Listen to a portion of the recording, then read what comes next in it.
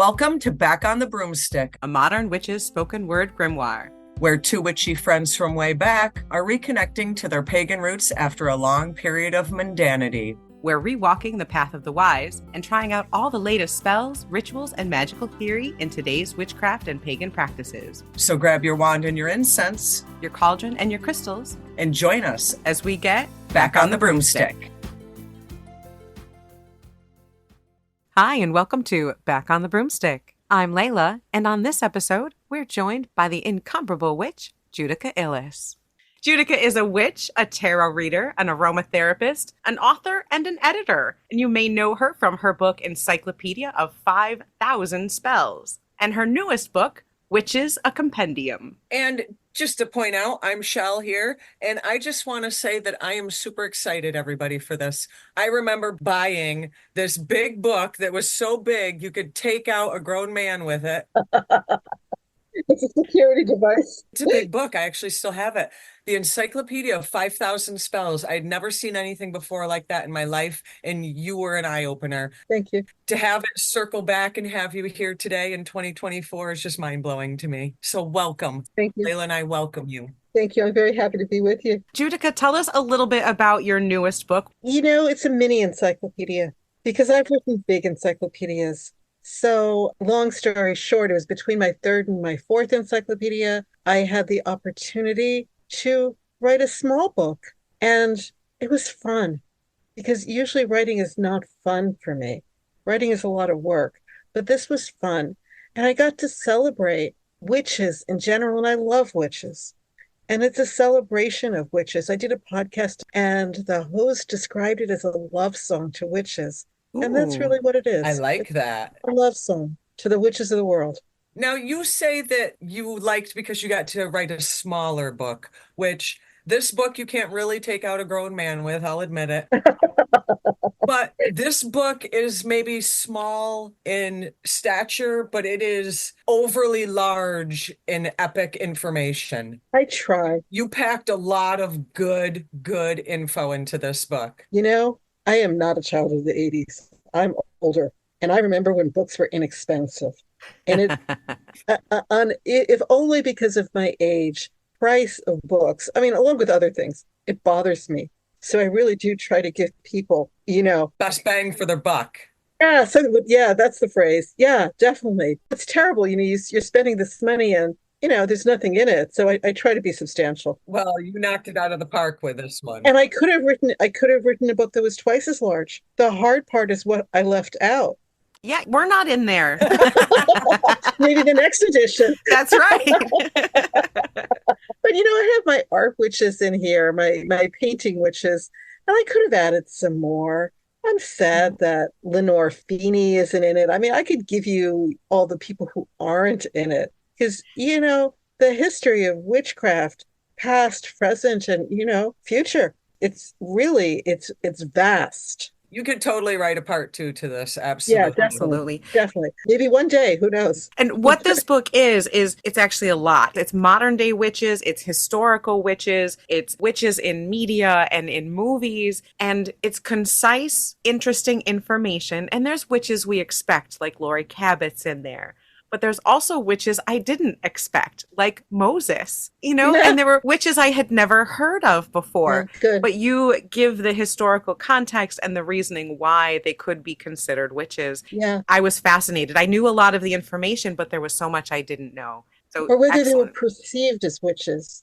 Right. Because depending where you are, sometimes that, that's more pivotal. Whether you are or aren't a witch, or whether you consider yourself a witch, if other people think you're a witch, that can really have a lot of impact on your life, even now. We remember the 90s. You started reading tarot cards professionally in 90 or 1988. So you've been a witch pretty much your whole life, basically. And in the 90s, it was scary. People were afraid to wear their regalia or their jewelry. They were afraid to say who they were.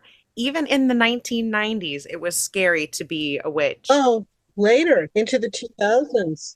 That's true. Even still. The three of us have a connection, Judika, that I'm not sure you're aware of. But the three of us are native upstate New Yorkers. And You know that environment in upstate New York back in the 90s, like you had to be careful. You had to be careful because that was, small towns, backwoods, a big red state. We had to be careful coming out back We're not then. a red state, but upstate's definitely very red. Parts of it are pretty rural. I mean, New York is not a monolithic state, but I mean, I remember teaching, I want to say at a festival, I want to say it was in Virginia in sometime in the 2000s. And I taught in Christopher Penzac, and the festival paid for presenters. And I remember being there and thinking it really, I do my best. I think Christopher and I did a ritual together, which I think it's the only time we've done that. But we weren't really necessary. All these people who attended were just happy to be able to take their pentacles out from under their Hmm. clothing Yep. and Yeah. walk around all weekend and be a pagan, be a witch, and not have to worry about judgmental people or worse. That Right. was Everything else was just like icing on the cake. That was the cake. Back then, to meet a group of pagans was like a magical event in and of itself. Yeah, yeah, It yeah, was yeah. it was difficult, and like you said, Judica, even now, even in the early 2000s, I am absolutely amazed how difficult it still was to be a witch at that time. And Well, one of the things I wanted to do with witches, with the book, which is a compendium, was, and I do try to do this with all my books, is not to limit my topic to a narrow geographical area. So it's not just the United States or North America or the English speaking world, because witchcraft in some form, even if it's not exactly the same, exists worldwide. It's a worldwide, yeah, yeah. And yeah, depending where you are now, every once in a while, you open the newspaper and you hear about, may not be in North America, but right. there is somebody suspected of being a witch, perceived of as being a witch, and they're killed. And people who kill them very rarely get in trouble. Right. And it has been flung as a word against non-witches, Yes, usually as a form of control. it's an insult. Yeah, as an insult or someone who doesn't conform. They would use that as a way to punish people for being different or for not conforming to their rules. An unruly woman. There you go. Especially for women who are Yes. somehow not behaving. You're just a witch. Yeah, It's very yeah. interesting because I see it, it cuts across political Mhm. boundaries too, because I've seen it with Kamala Harris, people calling her a witch. She's not a Sure. witch. And I think witch is a positive word. So, Right, but right. I know, but I've also seen Condoleezza Rice, on the other end of the political spectrum, Hillary Clinton. Mhm. I think I collect witch postcards, and I have witch postcards featuring both Condoleezza and Hillary Clinton, dressed up as like the Wicked Witch. Right. They're not talking about magical practitioners. They're not talking about healers. They're talking about the Wizard of Oz, green skin. Yes, Yeah, yes, on the yeah. broomstick with the monkeys, and Yep, Right. yep. and it's not even like a religious heretic, or there's nothing witchy about it. It's just, here is an uppity, disobedient woman I don't like, uncontrollable woman.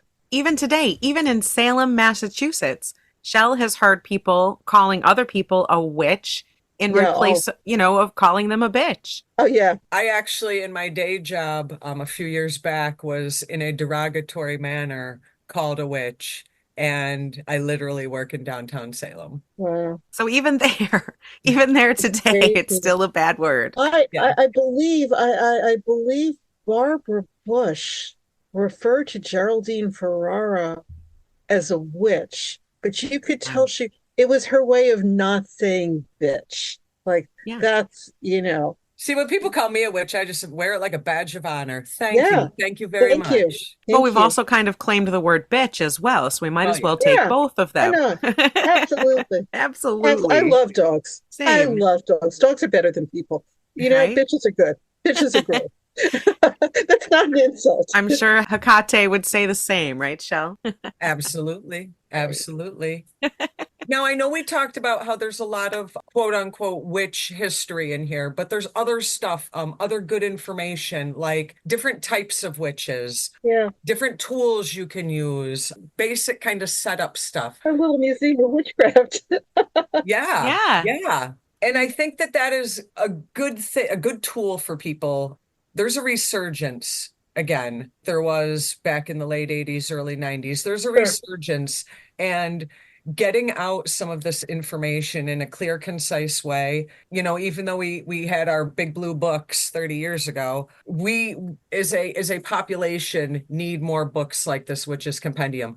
Back in our day, you were just a witch. There wasn't really a kitchen witch or a green witch or a Right, water right. witch. You were just either a witch or a not a witch. And now, you kind of explain all of those But different, we're not all the same. yeah, That's right. everything's kind of aspect out. And you explain that very good for folks that maybe are looking for what direction they want to go to, what pulls to them. And you kind of give them a good explanation of all of those. And I like that. I think that this book has two audiences. One audience is people like me who love witches, and you want to sell me something, put a witch on it, I'll buy it, Right? Add to cart. Right. But also I think people who might be attracted but are a little afraid or a little ambivalent or who think this might be something interesting, but they've heard terrible things. And witches are heroes. We are wonderful people. We are independent, uppity people, but that's a good thing. We think for ourselves, and that's something maybe everybody should strive for. We need a lot more of that, I think, in the Yeah, world. yeah, Absolutely. Wouldn't hurt. yeah. Right before you came on, we were talking about your book and about how every single witchling should have this book. It gives you a great history. Oh, that's really nice. Thank you. That's very nice. This gives them an excellent grounding in recent history, a little bit further history, the tools that they might need. Buckland's Blue Book was wonderful, but it was very one note, and Right. it doesn't really resonate with a lot of people Well, today it was for a type of witchcraft. at a certain time. And yours gives people a very well-rounded introduction into a lot of different things. I'm from New York City, I mean, when you read a book, one of the things is who is the writer writing for? And sometimes writers are writing for a very, very specific audience. And, I have an international family. I lived in Queens, the most diverse place on earth. So I'm used to being with people. We may not agree on everything, or we may not do things the same way, but you can respect somebody. Right. We don't all have to be the same. So that's where I was coming from. And I love that you address many different cultures, a lot of different belief systems, and it's all right there. I don't want people to feel left out. And I'm sure somebody will feel left out because that's inevitable. Well, like you said, you have to write a second one. Yeah. But this was pretty encompassing. I try not to have that very exclusive, this is a witch and you're not. I Yeah, mean, we one of don't the want to things go is there. people ask me Christian witches. Well, I know people who identify as Christian witches. And even if it might seem contradictory to someone, who am I to tell them? I'm not the Pope of witchcraft. I'm not going to say, oh, no, you're wrong. You're not a witch. I mean, if you have created a path for yourself and that is how you identify yourself, I don't know that it's for, and you're not harming anyone. I have a very controversial opinion, and my opinion is that if you say you're a witch, you are a witch. Yeah, me too. I have no other requirements. No, right, right, exactly. So if you want to say you are a Christian witch, or in your book, Chelle was very happy that you mentioned Jewish witches because we happen Yeah, to be in a coven with a couple of yeah. self-identified Jewish witches. Oh, And well, a lot of Jewishes. And exactly. that's not even contradictory because you have Right. this centuries, millennia of history of magical practice that was for centuries the negative stereotype Yeah. of Right. Jewish people. Yeah. They were Hmm. magicians. Yeah. So, I mean, the issue with Christian witches, and I do understand the issue, is that for centuries the church as an establishment persecuted witches. And I mean, I think there is, if you get into the historical part, the Congolese San Antonio, which she's one of my favorites. She was essentially she was very much she was burned at the stake by the church. You're not necessarily expecting that in the Congo, but so it's not just in select places in Europe. Right. And so I think there is that anger and that bitterness. And when somebody, but we all have our paths. And as an individual, if you have forged a path and you have worked out something that life is complicated and you've integrated those contradictions, who is it for someone else to tell you? Like, you can't come into somebody's life and say, oh, no, you're not what you think you are. I mean, it's a little harsh. And that's what I think the big attraction is to witchcraft is how it can be so individualized. Yeah, I think so too. And who are we to, I don't want people telling me how to practice, so why would I tell other Right. people how to practice? I don't identify with a witch because I want people to tell me what to do. That's Like, right. That's not why we became witches. if I wanted people to tell me what to do, I wouldn't be doing this. A lot of people love your encyclopedias, particularly because there's so much there that they can then individualize for themselves. Right. And that was my hope. Yeah. And it comes through. That's what people say time and time again is that you have given them access to all this information, but done it in such a way that people are then very free to personalize it. It's almost like a reference point. It's almost like that encyclopedia of spells is almost like a reference point where, Yeah. you kind of present a certain spell per se for a certain idea, and then we're free to go and kind of manipulate that to our own individualized way or our own individualized practice. I had to be talked into writing that book by the editor. And I mean, eventually he hooked me. I wanted to do everything. Probably because of the size. Yeah. No, it wasn't, oh my God, it wasn't supposed to be that size. That just Oh, it was happened. supposed to be smaller. I have a contract for 450 pages. I mean, no publisher, if you've ever seen the first edition, the book literally is a hardcover, beautiful hardcover with a dust jacket. And it weighed over 5 pounds.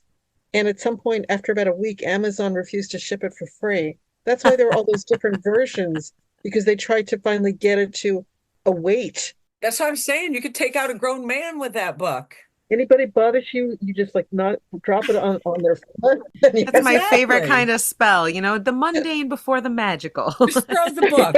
Just throw the book. You're fine. One of the reasons that, one of the ways he hooked me into doing this book was because there are a lot of spells that have variations. And usually when you write a book, you have to pick one. But the publisher really wanted 5,000. And so that's great. You can have three different versions of Florida water. You can have different versions of stuff. You don't have to make that, because that's a choice. I'm going to show you this one version, and you may have to go looking for the others. And Mhm. sometimes, here are three versions, and you can come up with another one. You can adjust it. You can create a new one. It Yeah. doesn't have to be this way. And people find a lot of freedom in that in your encyclopedias. And so I love that about them. Well, that to me, that's what witchcraft is about. It's about independence and freedom and not having people tell you how to do every little thing. Not to say anything negative, but we all know there are people who live like that, There especially are. women. There are places where they are telling you what to do, how to dress, what to do with your hair, what you can eat, what you can't eat, what you can Hmm. think, what you can read. I mean, there are a lot more conventional places to go if I want to live like that. But that's not Right. witchcraft is. Witchcraft is to create your own path and to do your best to create your own life and your own parameters. Wow.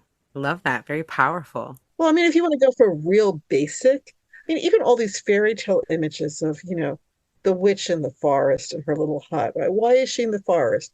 Well, because maybe they chased her there, but also because nobody is telling her what to do there. Right. I aspire to be the witch in the woods all by Yeah, myself. Thank although you. I like plumbing. Well, yeah, I'm going to have a great house. It's just going to be all by itself. That's Yeah, all. yeah, yeah, yeah. My house is going to be next door. What are you talking about? Well, yeah, well, that's different. We're going to live together. Our little enclave in the woods. Yeah, an enclave in the woods. That's great. Yes. We used to have those all the time when we would go to festivals, our little enclave. So, with witchcraft being very free, with that freedom comes a lot of questions, especially by witchlings. And it's very scary being told, oh, just do it your way. They're like, well, I don't know what my way is yet. And so there can be a lot of fear of starting there. Well, but that's why one of the beauties of witchcraft, the alchemy, is finding your way. No one knows right away. The trial and error is half the journey. Yeah, and the fun. I mean, if assuming that a witchling is a young person, I mean, imagine if you have to commit to everything. I mean, sometimes people do their circumstances, but you're young and now everything is decided, and this is the rest of your life. It's a trial and error. It's the circuitous route. It's like the trail of crumbs in Hansel and Gretel, going back to witches in the forest. You start to follow something and you see where it's going to go. And if it doesn't work, you're going to try something else. It's And true. eventually, in astrology, you're not even an adult until your first Saturn return, which is 29. 29-ish. Yeah. So that's one of the things with witchcraft that people don't talk about enough, and I did try to express it in my book, is of course there are tragic aspects to it. And of course, sometimes it's hard work. And sometimes we're spell casting because, our life has turned to crap and we want to fix it. But witchcraft is fun. Yeah. And if you look back at the stereotypes that the Inquisition had about witches, one of the stereotypes is that witches were having fun.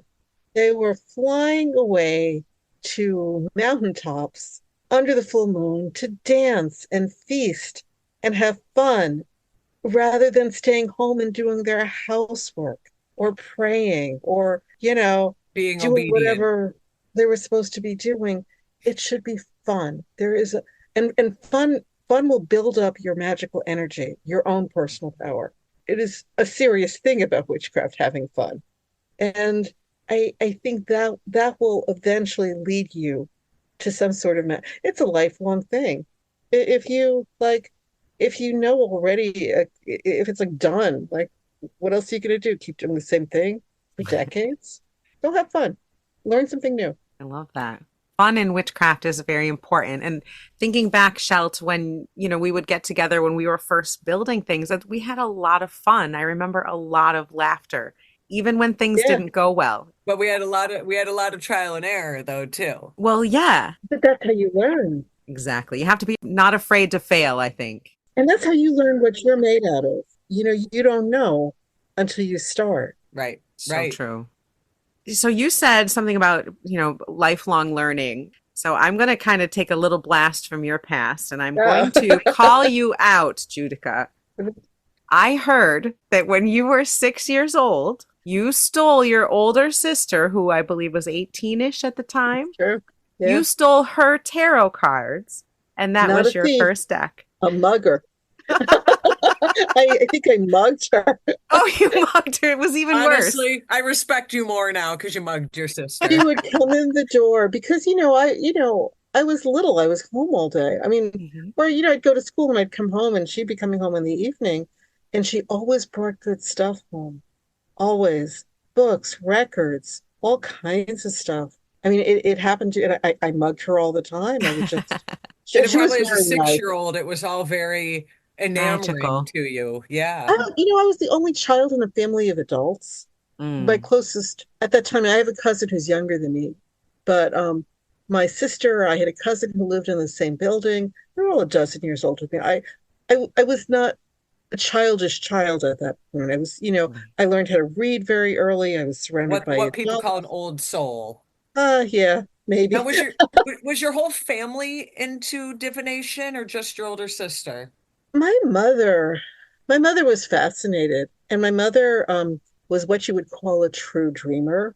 If you've ever lived with a true dreamer, that's not always like a comfortable thing. A No. true dreamer is someone who has dreams of things that are actually happening. She dreamt that my college roommate was pregnant when she was, and I had not planned to tell her. That was, we don't need to know that. But she called me up and told me her dream, and I was just so shocked that I blurted it out. Yes, that's true. I mean, she had details. So I don't know if they were into divination as practitioners, but there was an interest Okay. and I think a tolerance. And I get emails, especially right after I wrote 5,000 Spells. I would get a lot of emails from people telling me they demonstrated some psychic ability as a child, or, they saw a dead person or a fairy or something, and how their families would panic and essentially beat it out of them. And Right. they would like to return. They had that gift, and then it wasn't safe to have it, but now they would like to get it back. And I never had an experience like that. The absolute worst thing anybody in my family ever did with me was roll their eyes at me. That is the worst thing. Do you So, remember what that first tarot deck was? oh, I still have it. The builders of Edom, right? Builders of Edom, BOTA. Yeah, I still have it, which makes sense because my sister was an art student. What would possess a 6-year-old to grab a deck of tarot Well, it was cards? the most magical coloring book in the world, and I love coloring books. And it was just magic. So, for people who don't know, that's a deck where you're supposed to color it in. You have these really, really detailed instructions about the colors you're supposed to use. And I have never colored it in because it made me nervous. It was a little bit too much telling me what to do and what if I do it wrong. So I just use it Are like, you a Cancer or an yes, Aquarius or yes. I am a Cancer with a stellium in the sixth house. So yes, everything is practical. And look, I worry if things aren't, are we still going to do this tonight? Are we still going to do this? I mean, that's just my nature. So you stole your sister's tarot deck and you never colored it in. Now, Shell is shall we say politely, a connoisseur of tarot decks. I appreciate you saying that and not calling me an obsessive addict. Thank you. She's an obsessive addict, but we'll go with connoisseur for right now since she likes that word. You can be both. They're not mutually exclusive. Exactly. Exactly. Do you also have a passion for tarot decks? Oh, yeah. I have a passion for tarot. I I Mm, I have decks that I love. But I mean, I still use the Rider-Waite-Smith. I know other people get bored with it. That's classic. my old standby. The thing with the Rider-Waite-Smith, and I used to work on a psychic hotline for a couple of years. The thing with the Rider-Waite-Smith is and people if you wake me up at 4 in the morning because you have an emergency and you really need a reading right now, I can do it. The Rider-Waite-Smith is so consistent and so reliable. I remember being, working that psychic hotline, and that was the deck I always used because this was in the early 90s at a time when it was very popular, the 900 numbers. And you'd go from reading to reading to reading to reading, and people were asking about all different things, and you just had to do it. Like you couldn't say to people, "Oh, let me switch a deck." People are paying. I remember they were paying $4 a minute, and Yeah. by the time they had gotten to the actual reader, they'd already spent like 4 minutes listening to all kinds of announcements. And I have a question about your Yeah, time with that because I had found, reading your back yeah, info, I'd found out that you were a part of that, which back then I found fascinating yet cringy. And you know why all of those things. sure. Question to you is, did you feel drained every day? Like, did you just feel No, that wasn't draining tarot for me is over and if over and I over? could, I mean, this may be a terrible thing to say. I'm proud of my body of books. I was a single mother for a while too. So I mean, I'm still a single mother, but I mean, my kids are grown up now. But I was a single mother of small children. If I could do nothing but read tarot cards, that's what I would do. I love reading. I find it very energizing. Really? Because there'd be Yeah, times where Layla and I would go and do big group readings at colleges or for local organizations or private parties. And like I remember one time we were at a college function and we did, what did we do, Layla? Maybe 200 readings in 200s. four Yeah. that's a hours. lot. Like I needed to sleep for 2 days after that. Like it just, I felt just so sucked out of me. Yeah, but I don't know. That's all those people. That's a lot of people. I used to work in a store in Manhattan. I want to say 2004-ish, five, six, something like that, maybe a little later. I worked there for every Saturday. I was the card reader, like, and it was a tourist store. It was in a touristy area. So you would always get people coming in, oh, let's do a reading. And I would sit down at 12 o'clock and I wouldn't even stand up till 6 o'clock. And when I stood up, it wasn't that I was drained, but I was dizzy.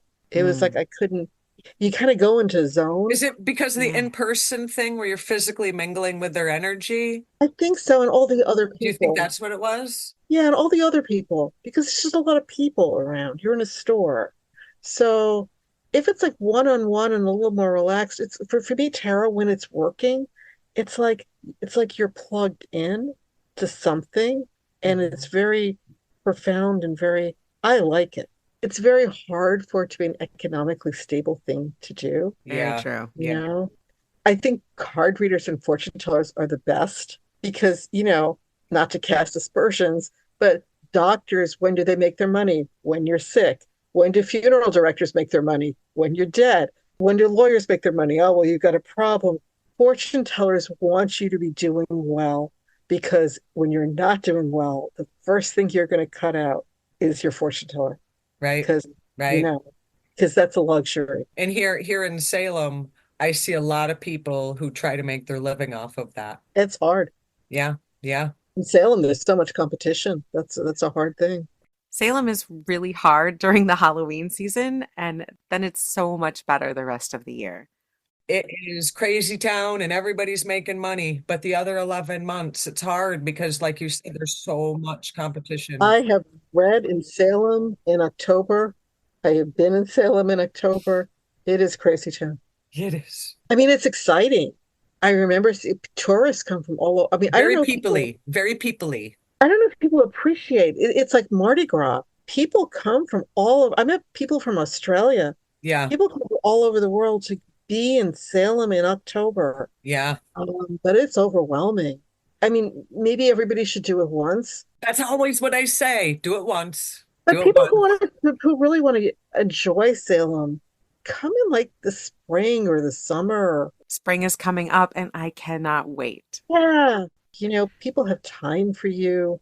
You can shop. I say spring and summer because you can walk around without a jacket. You're comfortable. You got the beach, it's sunny. Yeah, It's beautiful here in New England in the summer. yeah. People are relaxed. There's less people. I'm an introvert. I'm not a people person, but I would definitely say, especially if you're someone who does not live near a witchy area, go to Salem, do the Yeah, pilgrimage, wear your witchy best, yeah, because, like you said, it is a chance for people to be amongst your people, to be amongst other witches that you might not necessarily get.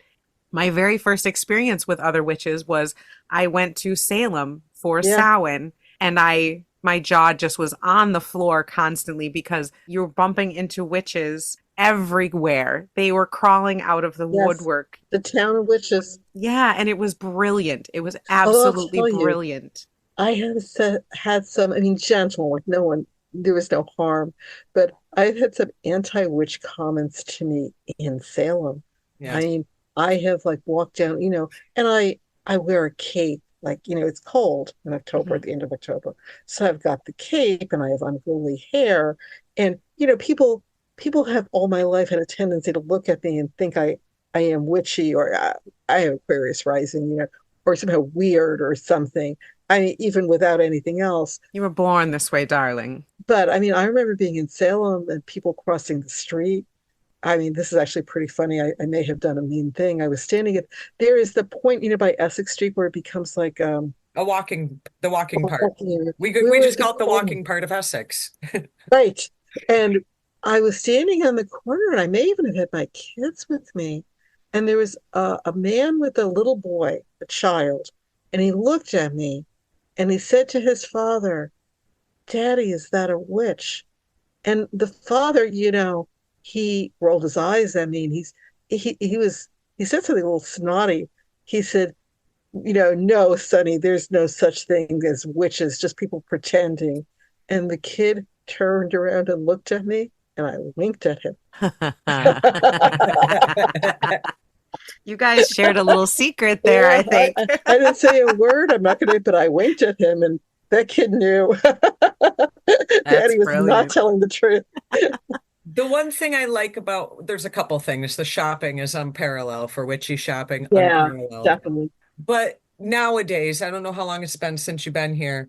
There are some of the locals that are kind of like, oh, that witch thing. No matter what your flavor, you can walk down the middle of Washington Street or Essex Street, and you could be looking and wearing however you want to look and what you want to wear, and not a damn person's gonna bat an eye. And No. I mean, I've seen a guy walking down the street with like a pair of underwear on that were like pulled up over his shoulders, and nobody looked, nobody cares no matter Yeah. what your In New York flavor. City's like that too. Yeah, New no York matter City's what your like that. flavor, it's okay here. And I like Yeah, you that. can whatever.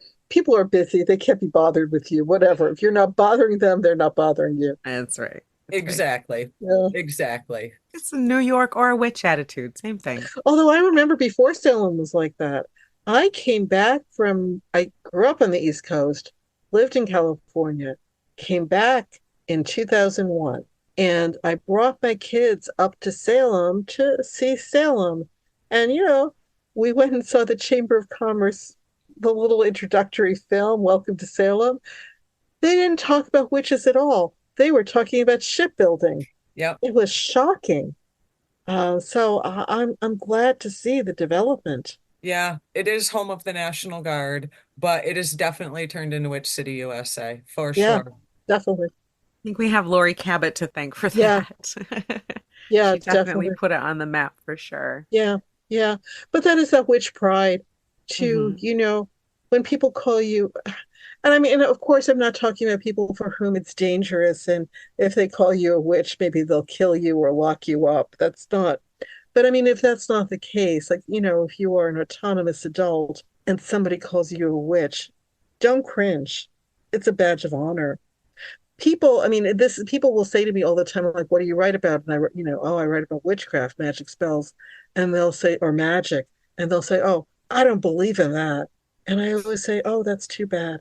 I'm so sorry for you. You know, they're trying to assert their superiority, but actually, and that's very sincere. I do feel sorry for them because, They're I missing mean, something wonderful. yeah, you're missing something wonderful. The world is a magical place. It's full of mysteries and magic and wonders, and you don't believe in it? Well, whatever. Too bad. Maybe someday you'll open your eyes. Not be quite so close-minded. And Yeah, that's a big part of being a witch, being yeah, open and learning and being willing to yeah, change your mind and being willing to learn new things. yeah. And I think that's something that, I said all you have to do to be a witch is to say you're a witch, but I do think that learning and being Well, open-minded that's is where a you big, start. yeah, that's where you start. But I think getting That's that where you open start. mind is a big thing amongst witches. We all have to think about what is a witch and characteristics of witches. I think witches are people who like to know. And that is the definition in a lot of languages of the word witch, the people who know. And what do they know? They know all kinds of stuff. They know the secrets of nature and the world and plants and all kinds of stuff. And I think it keeps you young. You always want to know, you want to learn something new. That's good. Never stop learning. Never stop learning. If someone starts with your books, the Encyclopedia of 5,000 Spells, and Yeah. the newest one, which is a compendium, they will certainly have enough reading to keep them busy for a while. Yeah. One last question. One of your books is called Daily Magic, Spells and Rituals for Making the Whole Year Magical. Yes. What are some things that you do daily that help you feel magical? I try to do everything. I try to keep that magic with everything. I am very aware, and I'll give you a more direct answer, but I mean, I'm very aware of colors and sounds and smells and directions and, you're cooking, which way are you stirring? Little details like that. Just some Just being, mindfulness in your everyday stuff. yeah. When I teach in store, like in a classroom, as opposed to online, one of the, usually you're teaching and you're sitting in a room and people come in and take their seats. And one of the things I do is I just watch people come in and what colors are they wearing? Because all kinds of colors have spiritual associations. as well as maybe elemental associations or astrological associations. But, is there a disproportionate number of people wearing purple or yellow or green? And it tells me what direction to go in. What is the spirit? Who are the spirits coming in? What are the spiritual forces in the room?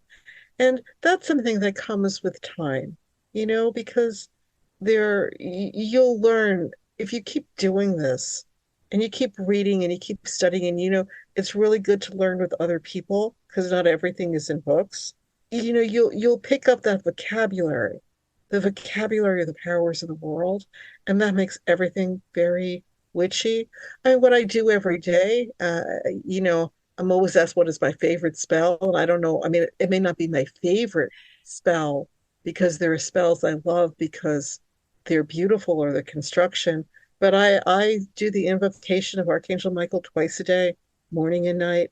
I was taught to at a time in the 80s when I was not in a good place. A friend taught me how to do it, and you just do it. It's a verbal visualization. You can do it in 30 seconds if you have to. So it's not hard, and you don't have to have privacy. You can do it silently. And I was told to just, if you get nervous, just do it. If you get scared, just do it. And I mean, there have been times in my life when I've done it like 12 times a day, but I still do it every morning and the morning and at night, some point I'll do it. That's a compliment. And to surround myself with protective spirits and protection. And you may not be able to see this, but I'm like covered in amulets. Well, a lot of witches, like, we're like magpies. We like jewelry. We like our shiny things, right? We like our shiny Yeah, we like things. a Yeah. shiny. Yeah, yeah, yeah. You mentioned a daily practice, and I'm very big on trying to do things habitually because there's Yeah, magic in that. When you do something over and over and over again, yeah, then you can kind of get lost in it and just kind of yeah. let that energy flow. And I love a daily practice. There's beauty there. And it develops, like people talk about, like, I mean, I use cast iron pans, and I've been told, like, for people who use woks, you get the wok, hey, the flavor of a wok that's been used continually for a long time. And if you're doing a daily practice, you develop that flavor too. I I like that. like that. Yeah. Ooh, a cooking and a magic reference. I am so there. I love that. That's perfect. I laugh because you talk about your favorite spell, and my first thought was, you wrote a book about 5,000. How do you must have 5,000 favorite? How could you pick? People, well, this is how I knew I was in trouble because I was supposed to be a 450-page book with a submission date matching that, and then I wrote and it was not written consecutively. I did put my favorite spells in first, and some of my favorite spells are these really poetic, Mm. lengthy. I mean, there's these Moroccan spells involving jinn. I love these spells. I mean, they're not necessarily practical spells, and they're not necessarily spells that everybody's gonna do on a daily basis, but they're beautiful, and I love them as spells. I love the art of spell casting, and I appreciate, in the way that you can look at a beautiful painting or a wonderful dish of food. I appreciate how these spells are constructed, but they're long, and I had barely gotten anything done, and I was already over 100 pages, and I was like, "You're in trouble." Like, we're gonna blow this limit out of the water here, so hold on. Yeah, yeah. Now my final question is, what advice would you give to either a newer witch, or B, someone who quote unquote like Layla and I are back on the broomstick, someone who I who love maybe that. was connected in the past and had kind of a life break and is circling back to their craft. What advice would you give to either a new person or someone getting back on the broomstick? Two things. One, read everything. Like, read for knowledge, read to learn something. Not a lot of people read so that their beliefs are validated. I mean, that's fine a little bit, but so now you're right. Like, whatever, where do you go from here? Read everything, even if you don't like something, because Agreed. sometimes that helps you. If you read something and you don't like it, ask, what didn't I like about this? Because that will help you focus your own path. What is it that bothered me? or a lot of books, there's one valuable thing in there, and you gotta like go through a lot of clutter to find that piece of gold. The other thing is follow what you love. What is it that you love? And it might not be obviously witchy. And I think that's one of the things that I think does appear in my book. There are things that are very obviously witchy, like, the Halloween costume and the black hat and, a black cat. And you look at it, and but witchcraft has so many forms. What do you love? If you love But you cooking, don't think about it when you're thinking of things like baking or right. But baking is magic. Baking is alchemy. I mean, alchemy is transmutation, it's transformation. You get from a bag of flour and a stick of butter, and look at this amazing bread or what you've cake you created. created. Like, how did you get from A to B? That's magic. You can cast this. One of the things I have in this book that I was never able to do in another book, and I know I keep going back to them, but it meant a lot to me to write it, is the art witches. And these are painters who express their magic through paintings, Mhm. through their art. And that's not really something you can write as an instruction for a spell. Like if you're a painter, I can't tell you how to paint painting, Right. but it's magic. So whatever you do and whatever you love, you can be magic with it. It's just finding that magic. I Oh, love I that. love that. I love that. See? Love. Just as a side note, it's kind of that theme of art magic. How I became such an obsessive tarot collector is I'm just enamored by all the artwork. I only really use the Rider Waite Coleman deck, Yeah, which is a new thing because I was very anti that for a lot of decades. yeah. And the Witch's Tarot, Ellen Cannon Reed back from the Oh 90s. yeah, that's great. But the reason I have several hundred is because there's some magic in that artwork. So I get what you're saying about that art Yeah, magic because I see yeah. that in tarot cards, and that's what made me a collector. I use Kipling West Halloween Tarot a lot. I That's have the that, yeah. one I I Yeah. love that deck.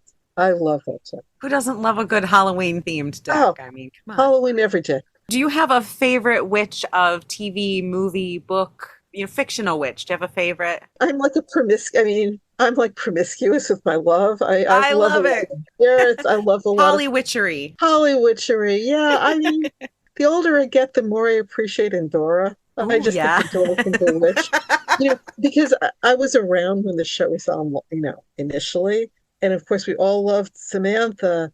And I think a lot of it, when you were watching it in the early 60s, you were seeing Endora through. For those who don't know, you should go watch Bewitched if you don't know what I'm talking about. It's a classic, and in its way, it's a culturally important show. It was really the first program to show a witch as a heroine. She was beautiful and nice. She was not sinful or evil or disgusting. It was radical at its time. But it was a time of mother-in-law jokes in general. And we see her mother-in-law in Dora, played by the wonderful Agnes Moran, through the eyes of the husband who was aggravated by her. And she was very much at that time, I think, intended as the villain. But the older I get, she's just phenomenal. When I was a little kid and Yeah, I would watch those shows, yeah. she was my favorite. Good for you. You were She was smart. so spicy and just so Yeah, interesting that yeah, I just adored her. yeah. I liked the whole, you know what? If I don't like it, I'm just gonna poof, make it how I Right, want it. Kind of right. like I'm too old for this bullshit was kind of the vibe I got from Endora. I'm just too old for this shit. And she wasn't embarrassed by her witchcraft, and the younger witches sometimes were. Yes. That embracing, it's an embrace of power. And I think especially for women, we can have power, and we don't have to apologize for it. Especially as we get older, I think we embrace that power. Yeah, exactly. So hopefully through this show, through your books, we can help witches, all witches of any age, embrace that power, be that spicy Endora. I hope so.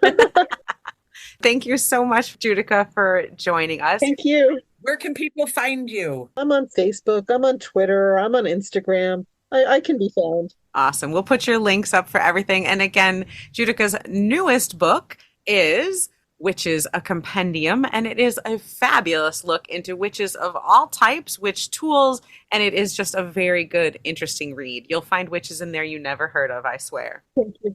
We are kind of we're honest folks. We don't kind of sugarcoat this, Judika, but we really definitely recommend this to everybody, and we're not just saying that because you're right here. This book is kick-ass.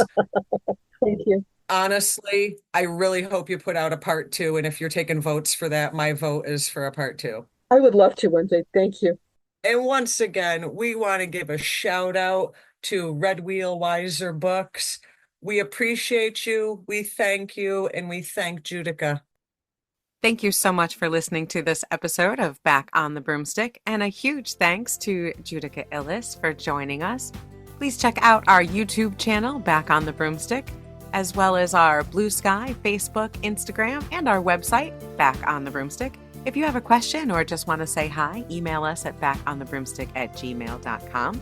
And of course, we do have a P.O. box. If you'd like to send us a letter or an example of your witchy goodies, we'll talk about it on air. Check out our P.O. box in the show description. And a huge thank you to all of our benefactors for your support and helping to keep the show on the air. We couldn't do it without you guys. Be wise, be wicked, and especially nowadays, Keep it witchy.